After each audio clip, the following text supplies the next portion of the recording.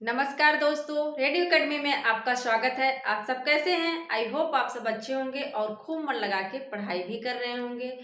जैसा कि हम आत्मकथा पढ़ चुके हैं, जीवनी याद कर लिए हैं, रेखा चित्र भी याद कर लिए हैं एकदम आसान तरीके से। हमारा क्या उद्देश्य होता है कि हम छोटी सी ही क्लास में, थोड़े से ही समय में बहुत सारी रचनाओं को एकदम बेहतरीन ट्रिक से याद करते हैं। आज हमने संस्मरण को लिया है। संस्मरण भी एग्जाम में अक्सर पूछे जाते हैं। संस्मरण को भी हम उसी तरह याद करेंगे जैसे हमने पहले की रचनाओं को याद किया है। रेखा चित्र में एक दो रेखा चित्र छूट गए थे, उसको भी देख देख लीजिए। जैसे जगदीश चंद्र माथुर, किसका है? आप देखेंगे जगदीश चंद्र माथुर का छूटा था। जगदीश चंद्र माथुर हैं। इनका जो रेखा चित्र है क्या है? 10 तस्वीरें पूछी जाती है। क्या है? 10 तस्वीरें। क्या है? 10 तस्वीरें। तो अगर आप इसका ट्रिक लगाना चाहे तो कैसे लगाएंगे? जगदीश में भी अगर देखो हटा दे तो यहाँ 10 आ रहा है ना। अगर ई की मात्रा दा में से हटा दे जगदीश में, तो उसमें भी नाम में भी 10 है और इनकी रचना में भी 10 आ रहा है। 10 तस्वीरें, 10 आ रहा है जगदीश में भी। हमने तो ऐसे ही कर लिया था। जगदीश को देखते ही जैसे ही दा से छोटी बड़ी की मात्रा हटाते हैं हम, वैसे ही जगदीश जगदस हो जाता है। 10 आ जाता है। तो 10 तस्वीरें किसकी रचना हो जाएगी अगर पूछता है तो जगदीश चंद्र माथुर की। एक और है माखनलाल चतुर्वेदी का। क्या है? समय के पांव। क्या है? समय के पांव। माखनलाल चतुर्वेदी। माखन का है क्या है? समय के पांव। समय के पांव ना। समय के पांव, हाँ सही है, 62 में है। समय के पांव। अब इसको कैसे याद रखें? हमने अक्सर बताया है हमारे पिताजी का जो नाम है वो माखन है, तो वहीं से हमने रिलेट कर लिया था। वो समय के पांव मतलब वो हर समय जो है अपने पांव को रखते गए, हर समय का प्रयोग करते गए, हर समय जो है अपने पाँव को चलाते रहें। ये नहीं कि ठीक है हम बूढ़े हो गए, बुजुर्ग हो गए तो काम नहीं करेंगे।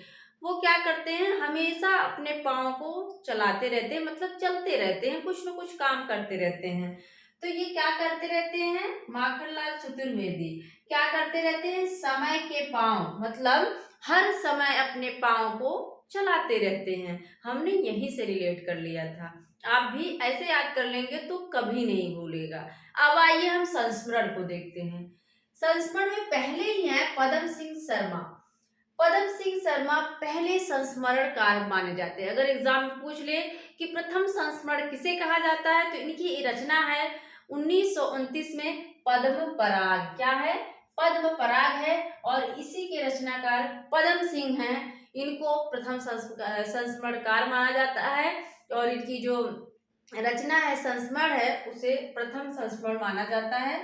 तो इसको शायद आपको रिलेट करने की जरूरत है। पदम नाम में भी है और पदम जो है संस्मरण में भी है, तो आपको ट्रिक लगाने की जरूरत ही नहीं। पद्म पराग किसका है? पद्म सिंह शर्मा का। और इन्हीं की है प्रबंध मंजरी। इसको याद कर सकते हो। मंजरी देखो मतलब माला। माला किसके? पद्म से। पद्म मतलब कमल। कमल से ही क्या करते हैं? मंजरी बना लेते हैं। पद्म से ही अभी देखो जिस तरह का ट्रेंड चल रहा है शादियों वगैरह में, वो क्या करते हैं? कमल का फूल हो गया, कोई भी चीज हो गया, उसी का फूल का गले के पहन ले रहे हैं, कान में पहन ले रही हैं, माथ पे लगा ले रही हैं, तो क्या है? पद्म का क्या है? मंजरी बना ले रहे हैं ना। पद्म परा, पद्म सिंह। श्री राम शर्मा का हमने रेखा चित्र याद करवाया था कि श्री राम की मूर्ति देखते ही क्या लगता है? जैसे बोल देगी, मतलब बोलती प्रतिमा। श्री राम की मूर्ति देखते ही कैसे लगता है कि बोलती प्रतिमा, भी प्रतिमा बोल देगी। तो वहीं से देखो श्री राम जब वन में जाते हैं तो क्या है? श्री राम शर्मा को जान लो कि शिकार साहित्य के लिए जाना जाता है। कैसे? एग्जाम में पूछ सकता है। शिकार साहित्य के लिए कौन प्रसिद्ध है? तो शिकार साहित्य के लिए श्री राम शर्मा प्रसिद्ध हैं। और इनकी जो रचना है पहले ही देख रहे हैं, शिकार नाम से है। तो श्री राम, राम जब वन में जाते हैं तो जब सीता जी देखती हैं कि सोने का मृग है तो शिकार के लिए इनको भेज देती, शिकार के लिए चले जाते हैं। इसके बाद क्या होता है, वहां प्राणों का सौदा होता है। प्राणों का सौदा मतलब मृग क्या हो जाता है, मृग घायल होके मर जाता है और प्राणों का सौदा हुआ। उसके बाद क्या हो जाता है, सीता हरण हो जाता है। इसके बाद शिकार जब खेलने चले जाते हैं श्री राम, तो प्राणों का सौदा हो गया और वहीं पर सोचते हैं कि जंगल के जीव यहाँ पे। इसके बाद क्या है, जब सीता हरण हो गया तो जंगल के जीव से ही पूछ रहे हैं कि सीता को किसने देखा, किसी ने सीता को देखा। फिर क्या है, वे जीते कैसे हैं, सन 42 के संस्मरण। फिर क्या है, वे जीते कैसे हैं, मतलब वो जीते कैसे, जब सीता जी चली जाती तो वे जीते कैसे, श्री राम कैसे जीते हैं। ऐसे ही हमने रिलेट किया था। राम जी क्या करने जाते हैं, शिकार खेलने जाते हैं, वहां पर प्राणों का सौदा होता है, जंगल के जीव हैं वहां पर, और वे जीते कैसे हैं, जंगल के जीव जीते कैसे हैं यहाँ पर। ठीक है। घनश्याम दास बिरला, घनश्याम दास बिरला, इनकी जो रचना है, संस्मरण है बापू, पूछी जाती है 40 में है घनश्याम दास बिरला। हमने याद कर लिया था बिड़ला से, बापू बड़े बिड़ले हैं, क्या हैं, बापू बड़े बिड़ले हैं, मतलब इनके जैसा कोई नहीं है, ऐसे रिलेट कर लिया था। घनश्याम दास बिड़ला मतलब बापू जो हैं बड़े ही बिड़ले हैं, इनके जैसा कोई नहीं है। बनारसी दास चतुर्वेदी का है हमारे आराध्य संस्मरण नाम से भी इन्होंने लिखा है, हमारे आराध्य। अब देखो बनारस में कौन है, हमारे आराध्य तो है ही, काशी विश्वनाथ मंदिर है, काशी विश्वनाथ हैं, भोले जी हैं, तो हमारे आराध्य कहाँ है, बनारस में है, हमारे आराध्य कहाँ है, बनारस में है। तो बनारसी दास चतुर्वेदी की रचना है हमारे आराध्य। महादेवी वर्मा का है पथ के साथी, क्या है, पथ के साथी। महादेवी वर्मा छायावाद की कवित्री हैं, आप जानते हैं, अतीत में डूबी रहने वाली कवित्री हैं और ये विरह में चूर रहती हैं। तो पथ के साथी, हमेशा अपने पथ के साथी को ही याद करती हैं। मैं नीर भरी दुख की बदली उमड़ी कल मिट आज चली।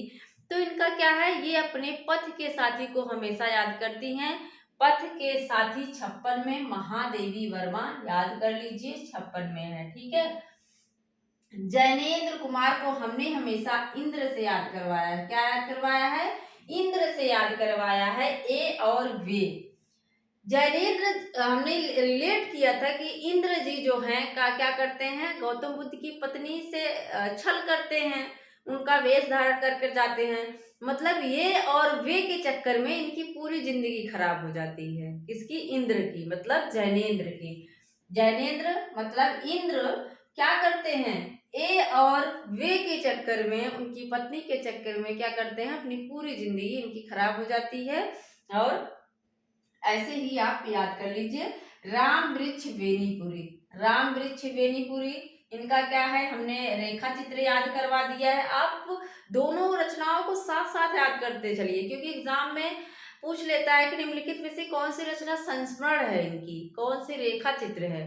तो रेखा चित्र में हमने देखा था लाल तारा, वृक्ष में लाल तारा था, और फिर वहां पे लाल तारा, गेहूं और गुलाब भी था, ऐसे हमने याद किया था।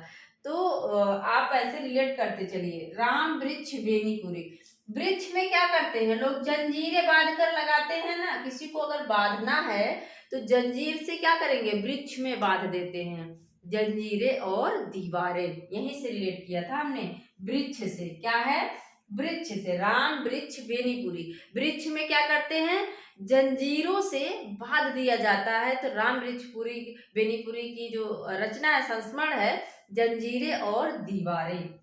राहुल सांकृत्यायन है, ये क्या करते हैं, बड़े जो हैं घुमक्कड़ी हैं, अपनी बचपन की स्मृतियों को लिखते हैं, क्या करते हैं, बचपन की स्मृतियों को लिखते हैं, और बचपन में जो इनके लिए अच्छे अच्छे, मतलब इनका सपोर्ट किया था, इनसे प्यार किया था, इनसे जो है इनकी गरीबी में साथ दिया था, उनका क्या करते हैं, जिनका मैं कृतज्ञ हूँ, क्या है, जिनका मैं कृतज्ञ।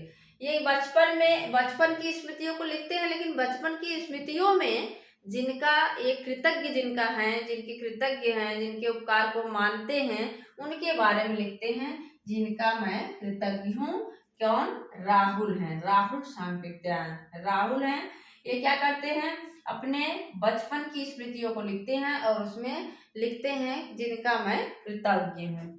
अश्क है उपेंद्र नाथ अश्क का बहुत पूछा जाता है। मंटो मेरा दुश्मन और ज्यादा अपनी कम पराई, इसको हमने अश्क से याद कर लिया। मतलब अश्क मतलब आंसू कौन देता है? मंटो मेरा दुश्मन, या तो आंसू दुश्मन देते हैं, दुश्मन, या तो ज्यादा अपनी कम पराई, मतलब या तो दुश्मन आंसू देते हैं या तो अपने लोग आंसू देते हैं। ज्यादा अपनी मतलब ज्यादातर अपने लोग आंसू देते हैं, कम पराई कम आंसू पराए लोग देते हैं। यही सबने रिलेट किया था।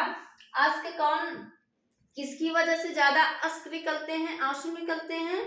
जो मेरा दुश्मन है, मंटो मेरा दुश्मन, दुश्मन लोगों की वजह से आंसू ज्यादा निकलते हैं। और कैसे? ज्यादा अपनी और ज्यादातर अपने लोगों की वजह से आंखों से आंसू निकलते हैं, कम पराई, बल्कि पराये लोगों के वजह से आंसू नहीं निकलते, अश्क नहीं निकलते हैं।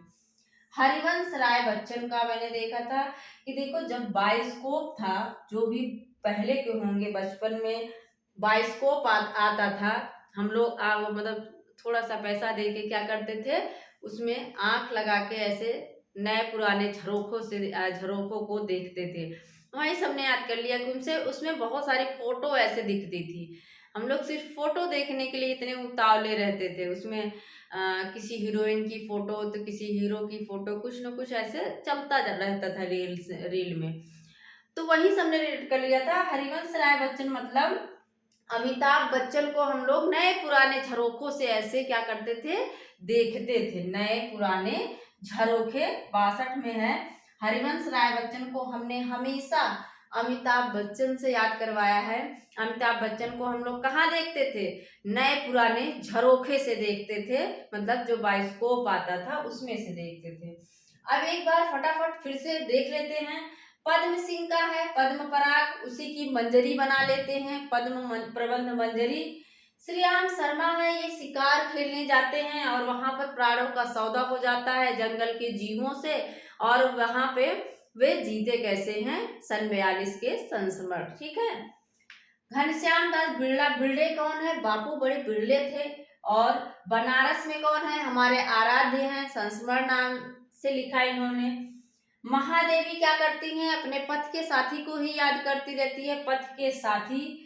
जैनेन्द्र मतलब इंद्र, ए और वे के चक्कर में उनकी पूरी जिंदगी खराब हो जाती है।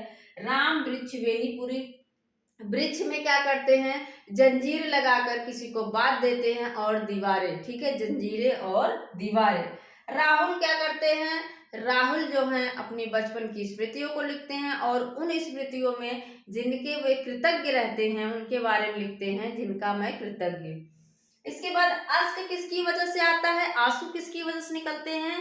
या तो दुश्मन की वजह से निकलते हैं, या तो ज्यादा अपने लोगों की वजह से निकलते हैं, ज्यादा अपनी कम पराई। ठीक है। हरिवंश राय बच्चन, अमिताभ बच्चन को हम लोग नए पुराने झरोखों से बाइस्कोप से देखते थे। ठीक है। मुझे लगता है कि इस तरह से अगर आप देख रहे हैं हमारी वीडियो, तो आपको रचनाएं जो हैं तैयार हो रही होंगी। और मेरा पूरा वीडियो देखने के लिए आप लोगों का बहुत बहुत धन्यवाद। मिलते हैं अगले वीडियो में। Thank you.